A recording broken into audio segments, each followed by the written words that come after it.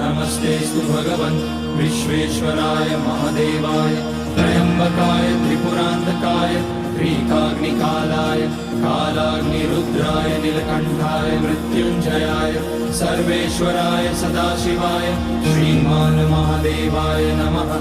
ॐ नमः शम्भवाय च मयोभवाय च नमः शङ्कराय च मयस्कराय च नमः शिवाय च शिवतराय च। ॐ त्र्यम्बकं यजामहे सुगन्धिं पुष्टिवर्धनम् उर्वारुकमिव बन्धनान् मृत्योर्मुक्ष्यमामृतात्। नागेन्द्रहाराय त्रिलोचनाय भस्माङ्गराय